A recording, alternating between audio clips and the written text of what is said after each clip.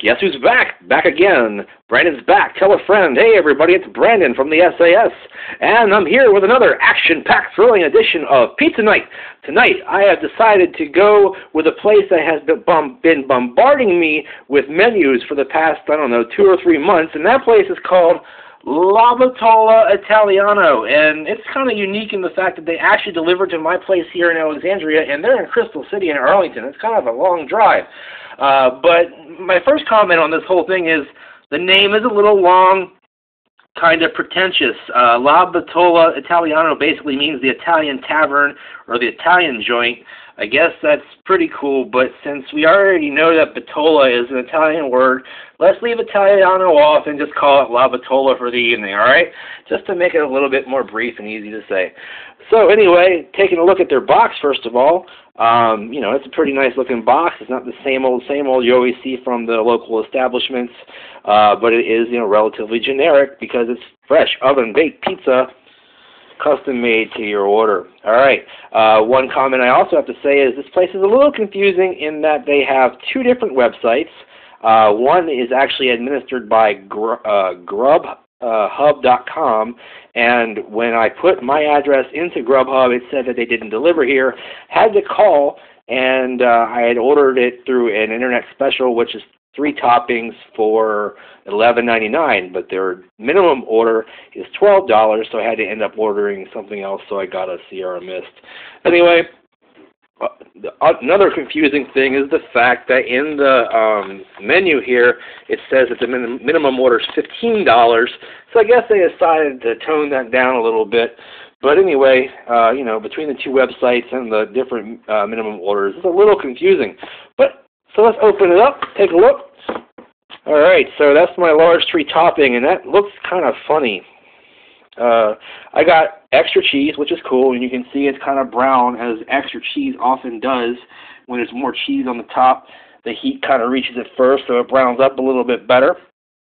And I got pepperoni, which is, a prerequisite, because pepperoni goes on every pizza, guys. And then I saw something on the menu that I don't normally see in a pizza topping, and that's prosciutto, which is an Italian type of ham. And I don't like the way that's really laid out on the pizza, just a big old sloppy piece of prosciutto. Thought maybe they would mince it up or something like that, make it a little bit smaller. Also disturbing, I don't see a ton of pepperonis on there. Hopefully they're kind of buried under the cheese. We'll see when I take a bite. Taking a look at the crust, I do like the crust. It's a nice natural crust, not too thin, not too thick. It's got a nice bend to it, and I like the fact that it's got the bubble on there. I'm definitely a fan of the bubble. All right, so people have asked me before, why do I always take this slice right here? Well, it's simple. That's the 4:20 slice. If you look at your clock, that's about 4:20 in the afternoon. And, the 4:20 slice is always the best slice of pizza. So let me stop babbling for a second. Pick up a piece, show it to you a little bit closer. Still very puzzled about that piece of prosciutto on there.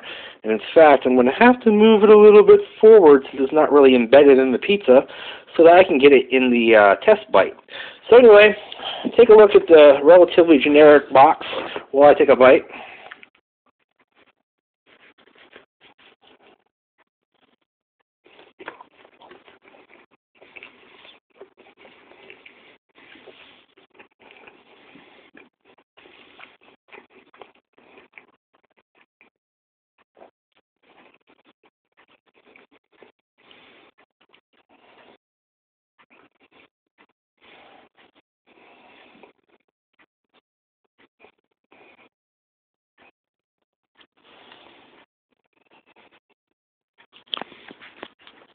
Okay, well, that was kind of tasty. It was a little salty. In terms of the overall construction of it, I like the crust. The crust is pretty good. It's got a little floury taste to it, which I kind of like. And it's got some good bend to it, although it's a little stiffer than some. The cheese is actually really good. It's kind of, well done, so it doesn't really stretch well, but I can tell it would if it wasn't quite as well done. It's pretty tasty. The pepperoni is indeed under the cheese, so no reason to worry there. Again, I'm really confused about the placement of the prosciutto and how it was cut up and put onto the pizza. kind of odd and was made a little harder to bite through. So that was weird. Maybe I won't get prosciutto again on a pizza, who knows. But the sauce, you know, I didn't really notice much about the sauce. So actually sometimes I think that's a little bit of a bonus if the sauce isn't so overpowering that, you know, you end up getting, you know, too sweet of a sauce, you know, or too funky tasting of a sauce. I think the sauce was just about good. It was good enough to lubricate it and add a little bit of flavor, but, you know, whatever. It's not great. So all those things put together, I'm going to have to say that this is about a half of a thumb up or a thumb halfway up. Not that impressed overall. It tastes okay, just kind of salty, and not a lot going on really, just very basic. I'd say shorten the name to La Bettola, and it's kind of because the name you have now is kind of pretentious and long. The deal is good though. 3 toppings for $11.99. I got extra cheese was the 3rd topping, if anybody was wondering from my rambling earlier. And so anyway, this week coming up, you're going to see the McRib return review on Tuesday when I go back on the road. Also, there's going to be a couple of the Christmas snack briefs and quick chips coming up, you know, this week as well. I've got 2 or 3 things ready to, you know, review as we speak, and we'll see how those turn out as well.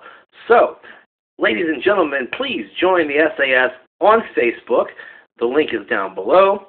Also, you know, comment, subscribe, all that stuff.